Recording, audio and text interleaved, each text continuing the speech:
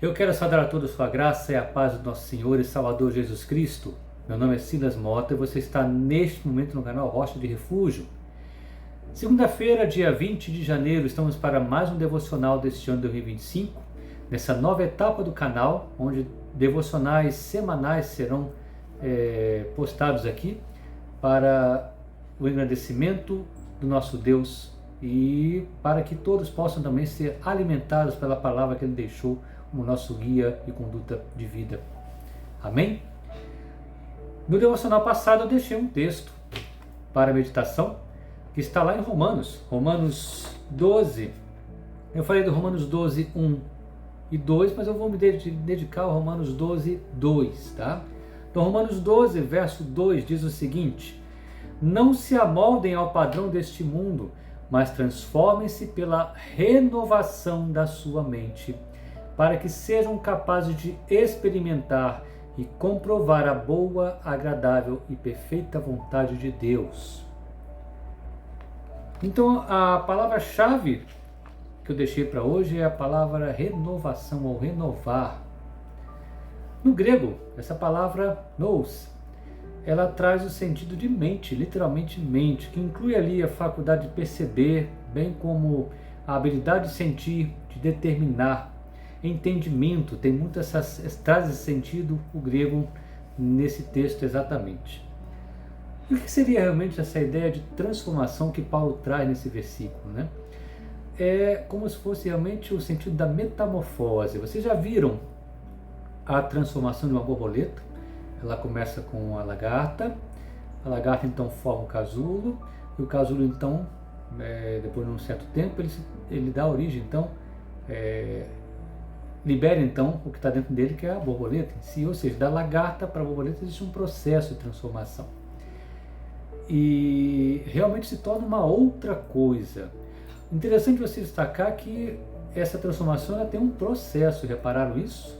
A lagarta não se transforma numa borboleta da noite para o dia. Não é de repente, eu quero só uma borboleta. Não, não é assim que acontece.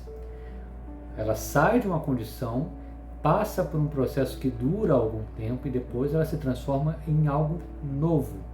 Algo que era até feio de ver, se transforma em algo belo de admirar. Assim também é o processo de transformação que nós iniciamos no momento, a partir do momento que nós então, deixa eu ver se o microfone está desligado, não está não, que nós então aceitamos a Cristo como nosso único e suficiente Salvador. Então inicia-se ali o processo, né, de transformação, que ele é contínuo, ele não é instantâneo como muitas pessoas pensam. Toda transformação ela é processual. Paulo inclusive fala, né, nesse processo de transformação, ele traz um texto muito interessante quando ele fala ali, né, aquilo que eu não quero fazer eu faço e aquilo que eu quero fazer eu não faço. Esse texto reflete a luta de Paulo contra o pecado. Pecado que opera na minha vida, que opera na sua vida, pecado que entrou no mundo através de Adão e que deturpou, alterou toda a sua natureza, ele passou a ter uma natureza pecaminosa. Então esse pecado que opera em mim e opera em você é que muitas vezes no processo de libertação de um vício, no processo de libertação do pecado, às vezes nos leva a uma escorregada. Então Paulo às vezes fala dessas escorregadas dele, mas aí o que ele faz, o que ele nos ensina no decorrer da sua vida é que se você escorregou, primeiramente não se conformar com aquilo ali. Não se conformar com o pecado. Deus vai entender. Não, não é assim. Você escorregou num processo de transformação, de santificação. Levanta, peça perdão a Deus e continua no processo. Então Paulo dá essa ideia de o erro pode acontecer, a escorregada pode acontecer, mas ela não pode determinar a sua derrota.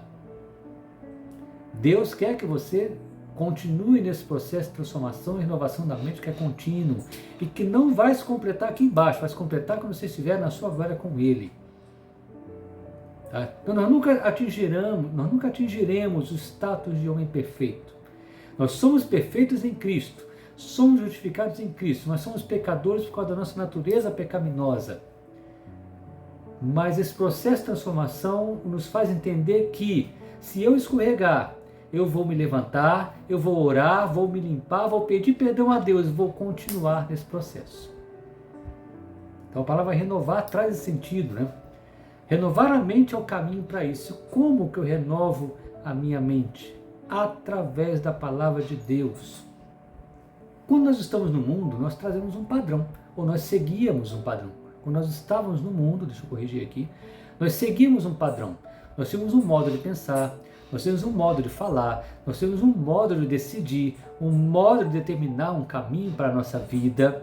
Quando nós nos rendemos a Cristo, reconhecemos a nossa natureza pecaminosa, pedimos perdão pelos nossos pecados, fomos justificados e aceitamos a Cristo como o único e suficiente Salvador da nossa vida, o nosso processo de falar, a nossa forma de pensar, a nossa forma de conduzir a nossa vida passou a estar subjugada àquilo que Deus tem como propósito de vida para mim e para você.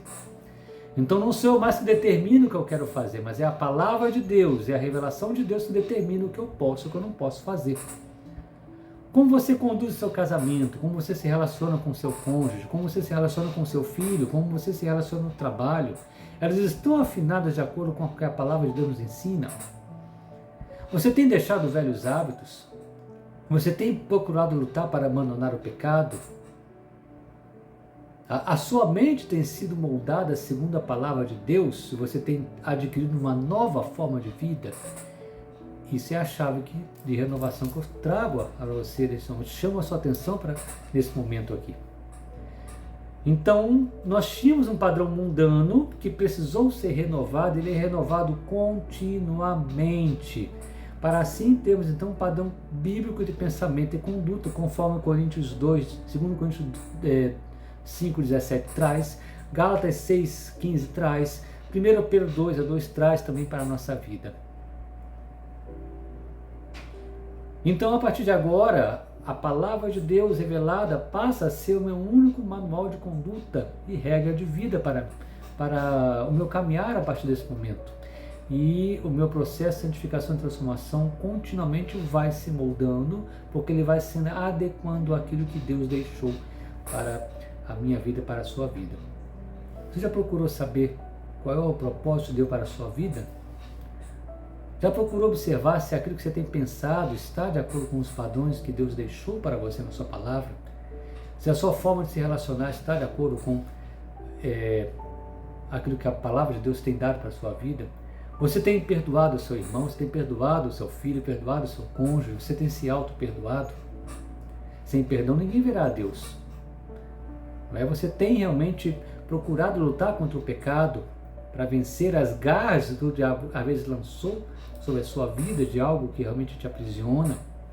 Renovação é a palavra-chave desse versículo que Paulo coloca para a nossa vida nesse momento. Traga sua mente agora a sua vida. Como você tem conduzido a sua vida? Como você tem visto a sua vida de acordo com aquilo que Deus tem determinado como padrão para a nossa vida? Você percebe, você enxerga algo que de repente, isso aqui eu preciso mudar, isso aqui eu preciso corrigir, nossa, eu preciso perdoar aqui, nossa, eu preciso reconciliar aqui, nossa, eu preciso mudar a forma de tratar meu irmão, meu cônjuge. Eu não posso repetir esses erros, eu não posso repetir ou de repente usar isso como moeda de troca. Porque fulano fez isso comigo, vou fazer também. Vai. Porque fulano vai para o inferno, você vai também? Então, a renovação da nossa mente, a renovação da nossa vida, o processo de santificação e transformação são as chaves que esse versículo traz e que eu deixo para você nesse devocional dessa manhã, desse dia.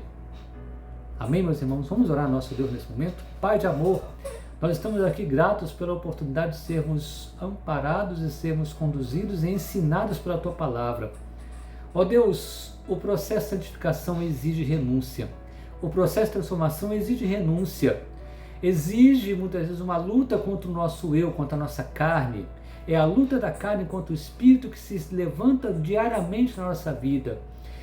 E nós não somos capazes de vencer isso sozinhos, ó Pai. Nós depositamos essa nossa limitação no Teu altar neste momento.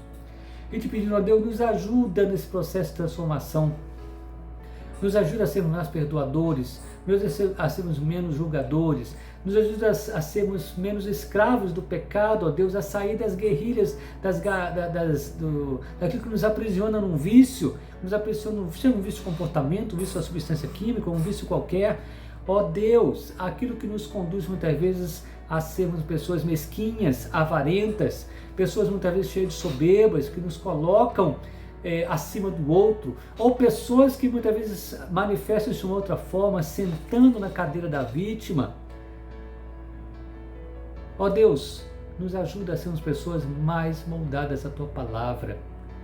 Abençoa a nossa vida, não permita que os nossos pés se desviem nem para a direita nem para a esquerda nesse momento, mas nos transforma em pessoas realmente melhores, em pessoas mais moldadas à Tua Palavra e à mente de Cristo. Nos ajuda no decorrer desta semana, ó Deus, que Tu possa nos acompanhar, guiando todos os nossos passos. Ó Deus, nós oramos assim, gratos pela Tua companhia na nossa vida, em nome de Jesus. Meus irmãos, que Deus possa abençoar a sua vida e também a minha vida. Quarta-feira temos mais um encontro aqui, dessa vez ao vivo, no nosso momento de oração. Quarta-feira às 23 horas estaremos ao vivo aqui, orando ao nosso Deus. E na próxima segunda-feira, para mais um devocional também, em nome de Jesus. Que Deus possa abençoar a sua semana, em nome de Jesus.